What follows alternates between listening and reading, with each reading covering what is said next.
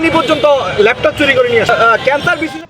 আসসালামু আলাইকুম ওয়া রাহমাতুল্লাহ। প্রিয় দর্শক, নিউজ ওয়ানে এখন দেখবেন সংসদ ভবন থেকে সেনা সদস্যদের ল্যাপটপ নেওয়ার ভিডিও বিভ্রান্তিকর। মুখ খুলল আইএসপিআর। মহানবী সাল্লাল্লাহু আলাইহি ওয়াসাল্লামকে কটূক্তি করা তরুণের মৃত্যুর খবর সঠিক নয়। চলুন দেখি উল্লেখিত খবরের বিস্তারিত। সংসদ ভবন এলাকা থেকে সেনা সদস্য কর্তৃক ল্যাপটপ আত্মসাৎ করা নিয়ে সামাজিক যোগাযোগ মাধ্যমে প্রকাশিত ভিডিও বিভ্রান্তিকর বলে জানিয়েছে আন্তঃবাহিনী জনসংযোগ পরিদপ্তর। এই ভিডিও নিয়ে গতকাল প্রেস ক্লাবের সামনে এক যুবক সেনাবাহিনী ও বর্তমান সরকার নিয়ে বিভ্রান্তিকর বক্তব্য দিয়ে জনমনে সন্দেহ সৃষ্টি করে এবং পরে ওই যুবককে সেনাবাহিনীর হাতে তুলে দেয় জনতা। বৃহস্পতিবার এক বিবৃতিতে এ সকল কথা জানানো হয়েছে। বলা হয়েছে, গত 5 আগস্ট উদ্ভূত পরিস্থিতি সংসদ ভবনের বিভিন্ন রাষ্ট্রীয় সম্পদ লুটপাটের ঘটনা ঘটে। পরবর্তীতে সচেতন নাগরিকগণ হারানো রাষ্ট্রীয় সম্পদের কিছু অংশ ওই দিনই সেনাবাহিনীর কাছে হস্তান্তর করেন। সম্প্রতি সামাজিক যোগাযোগ মাধ্যমে ব্যাকগ্রাউন্ড ভয়েস সংযোজিত একটি ভিডিওতে সংসদ ভবন এলাকায় ল্যাপটপ হাতে হাসি মুখে হেঁটে যাওয়া একজন সেনা সদস্যের ভিডিও ছড়িয়ে পড়ে।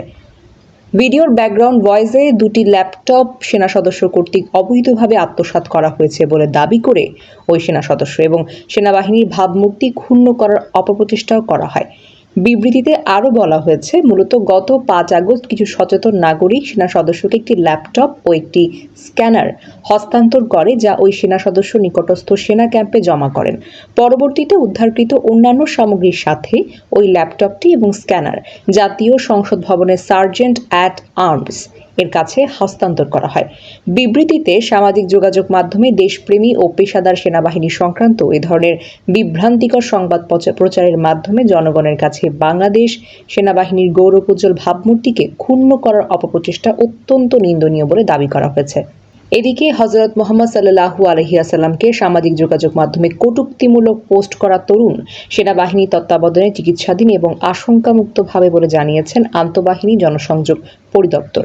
বৃহস্পতিবার এক সংবাদ বিজ্ঞপ্তিতে আইএসপিআর বলেছে, গত 4 সেপ্টেম্বর জৈনিক শ্রী উৎসব মহানবী হযরত মুহাম্মদ সাল্লাল্লাহু আলাইহি ওয়াসাল্লামকে সামাজিক যোগাযোগ মাধ্যমে কটূক্তিমূলক পোস্ট করার স্থানীয় জনগণ তাকে আটক করে খুলনা নগর পুলিশের একটি ডেপুটি কমিশনার কার্যালয়ে আইনানুগ ব্যবস্থা গ্রহণের জন্য উপস্থিত হয়।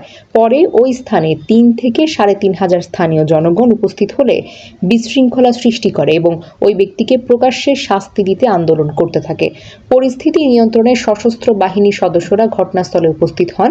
বর্তমানে তিনি সেনাবাহিনী তত্ত্বাবধানে চিকিৎসাধীন রয়েছেন এবং তিনি আশঙ্কামুক্ত। আইএসপিআর জানায়, ধর্মীয় মূল্যবোধে আঘাত করায় ওই ব্যক্তির বিরুদ্ধে আইন শৃঙ্খলা বাহিনীর মামলা প্রক্রিয়াধীন এবং তার সুস্থতা সাপেক্ষে যথাযথ আইনি প্রক্রিয়া অনুসরণ করে আইন শৃঙ্খলা রক্ষাকারী বাহিনীর নিকট তাকে হস্তান্তর করা হবে।